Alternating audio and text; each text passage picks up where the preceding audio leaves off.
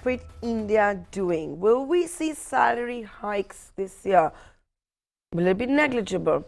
Well, Aon has released its annual salary increase survey. For everyone fearing slowdown to have a big impact on hikes, it is probably going to happen. You're going to see the lowest hike in 10 years. That's the projection that's coming in.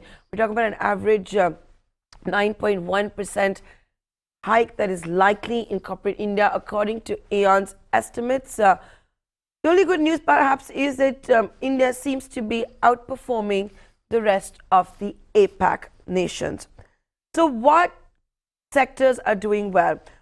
If you're looking for employment, which ones are going to see the best salary hikes? And I've got news for you, ladies and gentlemen.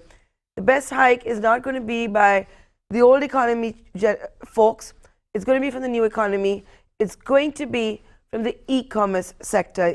According to Aon, e-commerce tops the charts when it comes to salary hikes in 2020. That's, of course, the prediction over here. Don't take my word for it. Let's get Aon on board. They've come out with this annual survey. Joining me now on Startup Central, Tzeital Fernandes, partner of Rewards and Solutions at Aon, joining us, travel all the way to our office in Noida. Hi, Tzeital. Thanks so much. This is Nayantara Rai. First up, just give us a little roadmap. We keep saying jobs, jobs, jobs. Where there are no jobs. If you've got a job, hang on to your job. That is, of course, one big fear. And now it's going to be that if you've got a job, not only should you hang on to it, but be prepared that you'll get the worst increment in 10 years. Pretty much, yes. So we are seeing that, if you look at salary increases for the last few years, we have seen a steady decline in salary increase rates over the last few years. And 2019, we saw a salary increase rate of about 9.3%, dropping down to 9.1% as a projection for 2020. This is data from over 1,000 firms, about equally split between the manufacturing and the services sector. So if I could talk to you a little bit about what's topping the charts, it does seem to be e-commerce. Should that come as a surprise? And I know you in this survey, is it perhaps because you just spoke to maybe the outperformers like a Nike or an Amazon or a Flipkart, or how much of a reflection or capture is that of the economy? So on the one hand, yes, e-commerce is right at the top, and it has been right at the top of the industry charts for, I would say, the last 4 or 5 years or so. On the other hand, this sector has also seen a drop in salary increase rates in line with what we've seen in general in the market. So, there used to be a point in time where we were 10% and above on average, and now for the last 4 or 5 years, we've been at about 9% as an India average. The e-commerce sector has dropped from 14% in 2015 to 10% as a projection for 2020. So it was at about 11% in 2019, and that's dropped 1%. So that there has been a significant drop in what you're seeing in the e-commerce sector in general. To your question, we have looked at a broad spectrum of firms in this sector. And it's not just the outperformers that are captured here, it's also the bottom performers. It is important to say that these are not absolute startup organizations. These are organizations that have been around for 5 years or so, and are in the high growth stage or in the early stages of their existence. So can you also give us an idea of when we talk about this average hike of 9.1%, you're obviously taking this as an average across the workforce, across corporations. But as we all know, there is a huge gap at the entry level and the CEO. Are we actually seeing this average 9.1%, which sounds pretty good given the times that we're in, because of this disproportionate salary at the top end and bottom end? Pretty much. So if you compare this number to the numbers in more mature economies like say Hong Kong or Singapore, or even in China, which is still a fast growing economy but is slightly more mature than ourselves, you will see that the differential between the entry level and the CEO is much narrower, and therefore the salary increase number is much higher. From a very practical perspective, because our entry level or our junior management salaries are so low, even if you were to give a small increase, it looks pretty large from a percentage perspective, and that's what drives the 9.1% up to where it is. See, China is somewhere in the 6.3 odd percent mark. Hong Kong and Singapore are somewhere in around the 4 odd percent mark. And that differential being relatively lower is what is contributing to the difference in the number. Yeah, that's what I pretty much thought as well. Maybe that's why it's looking like 9.1%, because, I was looking at what you predicted for media, 8.6%, and a part of me wanted to jump up and down, given the trends that we're seeing as far as advertising revenue goes, or what exactly the plight of media is. And I thought as much that it would be that. But Tzeital, on a more serious note as well, what are the trends that you're seeing when it comes to compensation as well? We have seen and talked about the private sector, unlike the public sector, talking about performance-linked pay, incentive-linked pay. There's also been this entire move of having more consultants as opposed to full-time employees on the roles. Is all of that still continuing? Are you seeing a major chunk of the salaries also being incentive linked? And both, of course. Very much. Yeah, so variable pay as a concept is not new in India. We have seen firms not just introduce variable pay across all levels, but increase the proportion of their total pay that is pay at risk. Now, this number is very different across different sectors. It ranges from somewhere in the region of 18 or 19 odd percent in the financial services sector, right down to the 12 or 13% in the manufacturing sectors, and so on.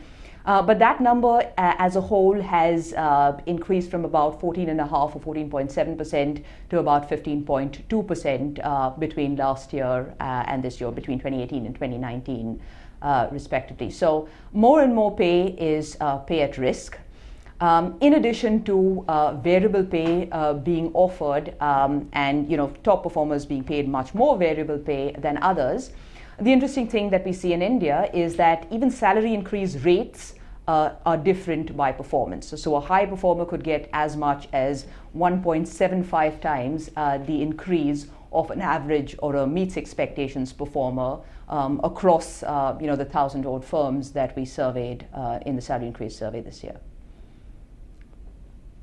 To your other question on employment and how that is changing or how that's evolving, we continue to see firms use not just contract workers or outsourced workers, but more importantly, take advantage of what we're calling gig workers. So trying to answer the question, how do we employ people who don't necessarily want a job, but they have skills that we need, and at least for a fixed period of time, we would need for them to work with us and support us in the project that we're developing.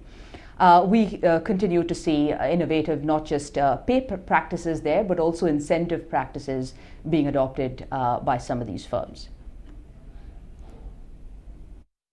But gig workers, would you say, is a function of the millennials who don't like to be married to the workplace, don't like to be married even to a car or a home? Or do you think it's also a function of just the times that we are in, the economy, the way it is, the slowdown you might have seen in consumption, and therefore corporations deciding this is the best way to go? It is a function of both. So it works well for firms that are constrained on the number of people that they might hire. But even in good times, we have seen firms use the concept of gig workers or try to leverage the gig economy. The rationale behind that is fairly similar. That there may be certain skills that you need on a go-forward basis, and those are the people that you want to hire. There may be certain skills for which the requirement is temporary, and that temporary could be anywhere between 6 months to 18 months or maybe even longer. But you might want to hire the individual for that fixed period of time, or that set of individuals for that fixed period of time. and that individual might not have a role or might not see a career for them going forward. So we see the demand both from the individuals as well as from firms, and the state of the economy or difficult economic times are only one of the reasons why firms would adopt this strategy. Tzeital, I also want to ask you this. To revive the economy, we did see a massive corporate tax cut that was announced by the government. Unfortunately, that has not been followed by an increase in investments or being passed down as a benefit to the employees. Do you think that could change in 2020, 2021? Are there any talks of that at all? So we have been in conversation with many of our clients, and I think unfortunately the short answer immediately is no. We will continue to watch this space as the time goes by, and through studies like the salary increase survey and through other studies that we do, we'll let you know if there's any change in that. I want to also ask you this question. The times that we're living in today, technology is replacing a lot of jobs. Is that something that you're seeing a lot of in India? Because the fact is, we are seeing, even for example, law firms now use artificial intelligence, right? Have you been following that trend at all? And has the old economy started adopting all of this, or is this something you're just seeing in the startup universe? Well, we're seeing it across industries, and it's manifesting itself in multiple ways. One of them is where firms come to us and say, yes, we are a pharmaceutical company or a medical devices company or a financial services company, but we are looking to hire people with digital, artificial intelligence, and so on and so forth skills. So can you help us with identifying not just how much these are paid, but what the value proposition is to these individuals, so that we can determine how we can replicate that and attract them to work with us. On the other hand, we haven't seen firms do away with the core skills that they've always hired for. If you look back to 20 or 30 years ago, we had typewriters, and today nobody uses typewriters any longer. But there are new roles that didn't exist 20 years ago that exist today that we are skilling our people for and we are hiring for. So this is just a continuation of that trend, or where we will continue to see some skills becoming obsolete and other skills replacing them. And it's very much the industry as a whole that is going on that journey, and not just the e-commerce firms or startup organizations. The pace of change in these organizations differs from sector to sector. Sometimes depends on regulations as well. But it is a trend that we are seeing across the country and across sectors. What about upskilling? Are you seeing that maybe those who are upskilling are getting rewarded or getting more pay by companies? Very much. So first of all, firms are spending a lot of their time and effort and money in upskilling their people. This is being done through heavy investment in online training, as well as in partnership with organizations that provide this type of learning and development. We don't see an immediate correlation between a course that you've taken or a skill that you've acquired and a salary increase that's provided to you. But we do see that people who have upskilled themselves now make themselves available for jobs that have that skill requirement and have a higher pay attached to that. So in that roundabout way, individuals who have upskilled themselves do end up with a higher pay once they've developed that skill. From the perspective of the organization, there is an advantage to them as well, because upskilling your population is a much less expensive way of filling a skill gap that might exist than hiring from the market. We've known as compensation professionals for many years, hiring the skill from the market is maybe a quicker way to acquire that skill, but is definitely the more expensive way to do so. And with that, Tzeital, I'd like to thank you for joining us here on this edition of Startup Central. That's Aon Partner, Tzeital Fernandes, telling you about the various trends when it comes to salaries, compensation, rewards, and all of that. An average projection of 9.1% in 2020.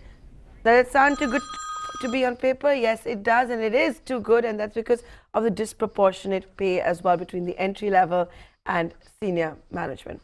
Well, we're going to take a short commercial break, but stay tuned, a lot more lined up on the other side.